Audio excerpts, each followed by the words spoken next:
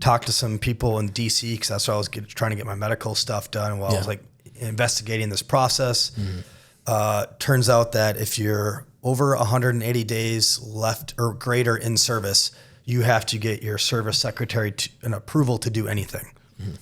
So I don't know if the regs have changed, but 2020, it was only like a 4-page document really on what you can and can't do as far as like campaigning and military service members.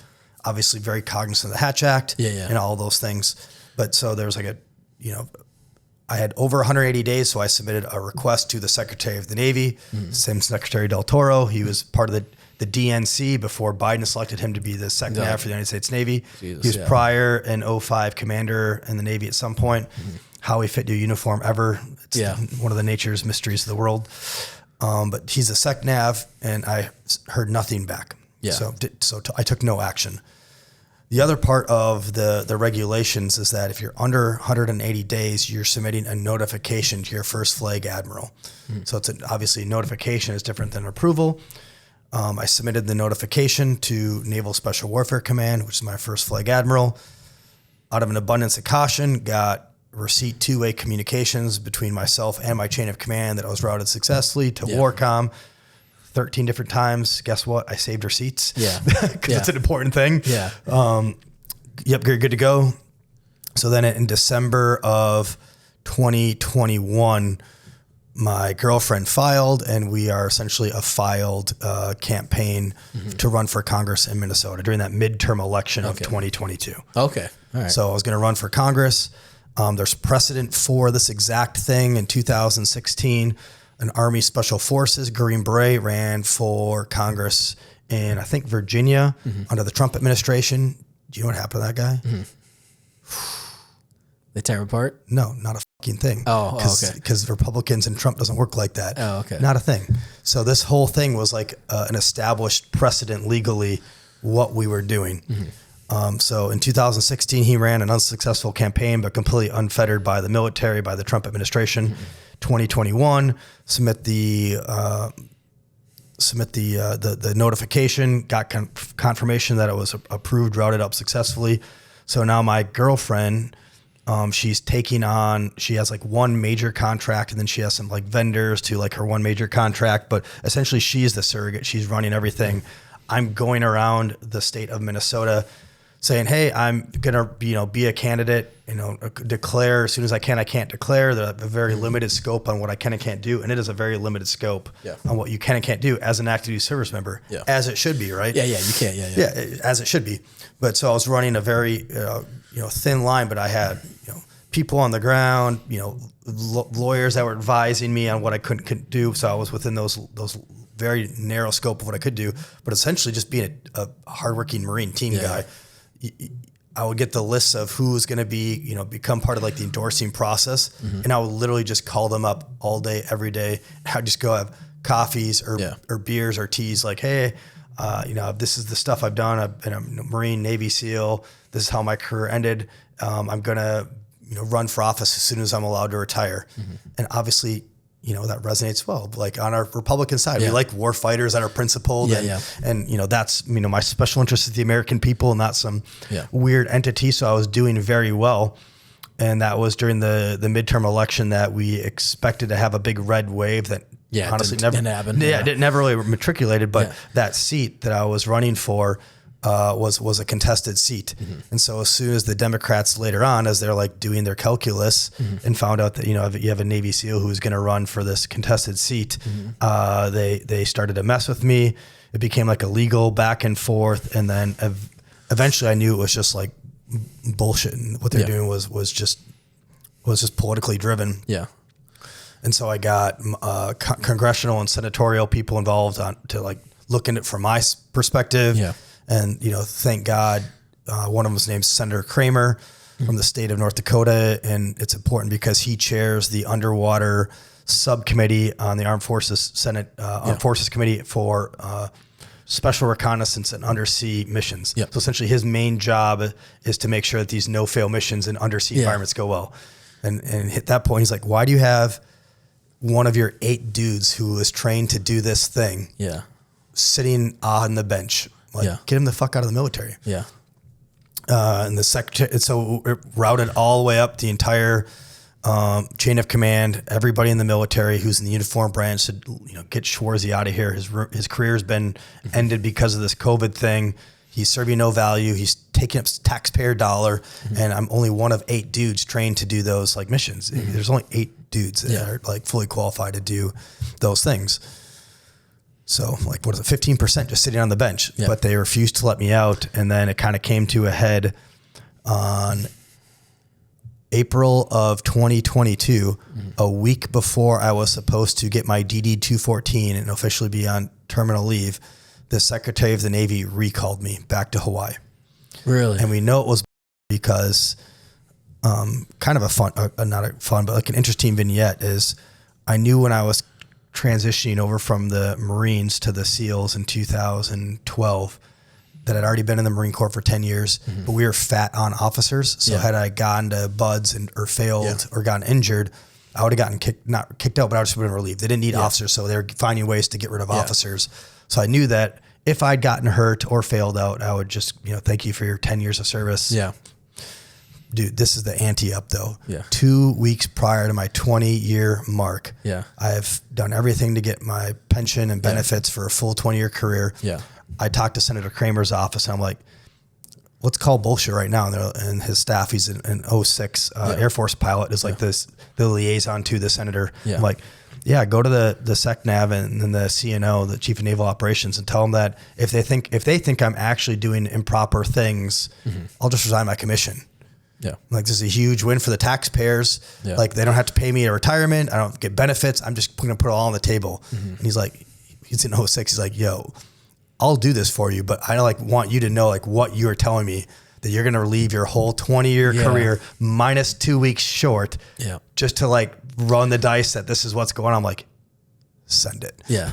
So he did. Called a meeting with the CNO, SecNav. Hey, if you think that this guy's truly being nefarious and doing things outside the scope of the UCMJ, he will resign his commission. There's an off ramp. Then there's no improper activity. There's no conflict of interest.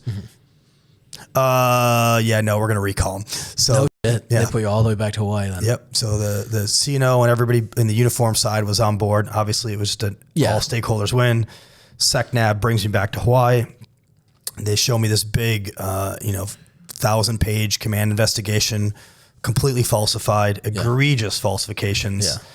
Didn't matter. Then there's a kangaroo court of the non-judicial punishment. So I went NJPs, to So NJP, the kangaroo court again, and then this is messed up, truly messed up. That was over Easter in 2022. At the end of the kangaroo court NJP, they're like, take him away. So I got cuffed up and I got taken to a Navy brig on Ford Island. A fucking best naval officer who has never broken a crime or done anything wrong his entire life. They put me in confinement and they didn't even tell my family. No shit. I got renditioned, bro. Yeah. Like, my girlfriend was on another island on a trip, but had one of my best friends from my Marine days not been visiting island just to like be with me at that time. Had he not been there, because they let me go get like a toothbrush from my house, took my phone and everything, my girlfriend would have gotten home from that weekend trip and I just would have been gone. Yeah. Oh, that's wild. That's wild. So what do they try getting you? I mean, I that's why I always hate the NJP kangaroo court. That is the only thing that's good about me, about the military. My wife is shocked that there's no due process. Yeah, we need to fix there's that. no due process in the military. Yeah, we need to fix that. Yeah. My story is we need to fix that. Because it was all politics, but so I went to the Navy Penn Subyard Brig, was like sailors that were getting kicked out for like peddling drugs and stuff. And the whole reason it was over the endorsing convention for that congressional race that I was going to get involved with. They didn't want me to be able to talk to anybody. They didn't want it to be like a coup that they were meddling in a midterm election. So I was under lock and key, essentially, while that one happened. And then, spoiler alert, after the convention ended, I was let out on good behavior out of my confinement. Like 2 weeks later or something? 2 weeks later. No. Yeah. So then what happened? I mean, you're suing them now. Or I mean, did you obviously get out? So that's a different thing. So the Kauai, the way the career ended, completely separate from this chapter. People are always like, oh, how this all like ties together. No, so it's very two separate events. Like very first time in my life, 18 and a half years, and I saw bad leadership. That ended my career. then I'm just trying to fix the problem. New leadership, new command. I get the idea how I'm going to solve the problem, be part of the machine, right? And then now it's the very sinister, very corrupt, truly midterm election meddling in the most like overt ways, right? This is a daylight robbery. Yeah. That this happened. So then after I got let out of confinement, they kicked me out of Naval Special Warfare. I'm then working at a surface fleet command for the last year. They still then, after that point in my career, they submit like a roll-up essentially of my career, or for the non-judicial punishment, they like submit like all this negative, like you suck. And I'm like, well, I know that you're saying I suck because it was a complex issue, which by the way, I was doing things wrong. You are incorrect on these things. But can you look at all of these things where, from the time I, raised my hand on my 18th birthday and was a bunch of meritorious promotions, bunch of combat valors, the one selected for an officer, and 1% MESEPer, the one per dude selected for undersea, the 4 wins that I put up while I was here for undersea. Yeah. And then this is like the most sinister thing I've ever had in my entire life. They sent a rebuttal down from my package that went with the non-judicial punishment. You were actually never in combat as a Marine. You were never received valor. Jesus. You were a terrible Marine. You were a terrible SEAL officer. You never went to combat as a SEAL officer. Just tore apart my entire 18 and a half years of existence. Man. Yeah, that's a kick in the gut. I lay down like on the ground and I almost started a SIG 226. Yeah. And to think that they had those were SEAL officers that wrote that. SEAL officers in their JAG, but there's a SEAL. Yeah. Which sad is that guy then went on to like be the number 2 dude at the Naval Academy. Yeah. Can you imagine how much he's f***ed up? Like why is our officer corps screwed up? Yeah. Because that guy is now making decisions that impact the core cadets of the future of our Naval Officer Corps. Yeah. The guy who completely tore down my career, where all I was a good patriot for America my entire life. In such a nasty way. And by the way, we have so many suicides in the Marine Corps and the SEALs. Like before and after that, I've lost so many SEALs to suicide. Yeah. Like how cavalier to do that. That was probably the worst thing. That was worse. Other than one of my best friends dying in my arms overseas, that was the worst part of my career. Was getting that letter saying just devaluing everything that I had done up to that point. So that was rough. And thank God I had a girl in my life who I owe my life to, who supported me through that. And then Senator Kramer and his team, they obviously were angry. A lot of people were then angry. There was like 300 people in Minnesota that wrote letters. Some of them were field and general grade officers to the Navy. Like, we're here. I mean, some of these guys are, again, field grade officers. Like, what is going on? We like this guy. He was doing things, by the book. And now all of a sudden he's gone. He's ghosted. Yeah. But unlike, the Marine Lieutenant Colonel Schuler, who was out there, like, talking, chirping on Fox News. I was still in the military at that time. So I just took it all. I just was silent. Just took all of it and, went inward. Then I became like political fodder, where the Republican people are like, this is a sham. You're doing all these things improper. And then the administration, because they have all the levers of power, they're like, get bent, senators. Yeah. So that's what happened. And this is where the story finally turns and God's plan and the truth comes out, because in order to then keep me in, they had to take me to a military tribunal. Yeah. It wasn't a court martial. It wasn't, punitive. It was administrative. Yeah. But in order to just keep me from getting out and telling my story on Fox and international news, like, holy cow, this is the biggest political heist since Watergate. Yeah. I was in the machine still. And so they had to take me to a tribunal. They gave me a lawyer that had never worked a case before, an ensign in the military. Yeah. For like my big case. They gave me a dude who's never done a case before. I said, hey, you're just like in the civilian side. Hey, I want this other lawyer. He's a colonel. He's got, experience in doing this. They're like, nope, we're going to deny you counsel. So denying me, constitutional rights to competent counsel. They stacked like a 5-person high-powered prosecuting attorney and like an 04 and 3 03s and like a lieutenant JHG to carry their briefcases. So like a 5-person legal team. And then they in the military tribunal, part of like the jury, it's just high-ranking senior officers. Yeah. 2 of those high-ranking officers were within my immediate command. Yeah. That were just fleshed out the NJP. So it's like, oh, sure, no conflict of interest here. Yeah. Just try to egregiously, again, and overtly stack the cards against me, but truth prevailed. Yeah. I don't know how or why that those officers did that, because I think all of those officers who were on that trial essentially ended their careers because they didn't fall in line. But at the end of the day, there was a finding at that tribunal called no basis. Yeah. So it's a kind of an important thing, because in the military world and the civilian world, it's different. In the civilian world, in order to be convicted, you have to have proof beyond a reasonable doubt. Yeah. In the military legal world, there just has to be what's called a preponderance of evidence. Mm-hmm. Like, oh, you're wearing that bracelet, so there's a fingerprint on that bracelet. We don't know if like that, you're guilty or not, but you're wearing a bracelet with a fingerprint. Yeah. There's preponderance of evidence. Ergo, we're either going to screw you over or we're not going to screw you over. But they're like, you got some blood on you, right? No basis, no preponderance of evidence for all of the 15 charges that they'd thrown at me. So that was obviously amazing, a godsend that the truth was finally out. And then obviously you have the Senate and the political beings even more fired up at that point. So they haul the SecNav Del Toro into a note, like an actual Senate hearing, and he just lies through his teeth. He tries to feign not knowing my case, but then also saying I was violating the Hatch Act. Mm-hmm. This is after his own Navy, the Biden administration's Navy, had already cleared me of violating the Hatch Act and any sort of improper activity. Ironically, like 3 months after that whole spiel, the SecNav Del Toro was then found guilty of violating the Hatch Act by the Biden administration. Yeah.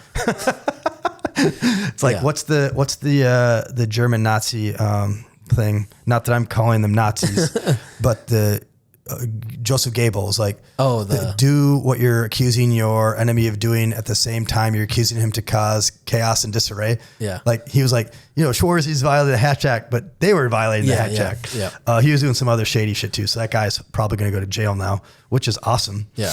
But yeah, so completely cleared that. And then the SecNav was found guilty of violating the Hatch Act by the Biden administration. But unfortunately, my military record is still in disarray to today, right now. But I have an update for you. Oh. As of yesterday, like no kidding, brother. Yeah. So I'm coming on your podcast. Yesterday, I got an email from the acting Secretary of the Navy, because even though Del Toro left, he like put a naval blockade in to fix my record. Mm-hmm. Because after I had this like shield of innocence. Yeah. They refused to. They stonewalled the Senate. Yeah. Like to correct my record, but I got a notification that they're going to have the Board of Corrections of Naval Review. Yeah. Where now my whole case is reviewed again in an administrative fashion, and now everything will get corrected. But then it'll be really interesting and that'll happen the 17th to 21st of March. So in like a week. Oh, no shit. And I just found this out last night. That's awesome. So really cool news. Congrats. Yeah, thanks, brother. Pretty epic. Yeah, right. So huge. Yeah. But now then, this isn't a he said, she said thing. This isn't an overt. All sides agree that I was put in military confinement. That's just a fact. Yeah. I had my military career slandered.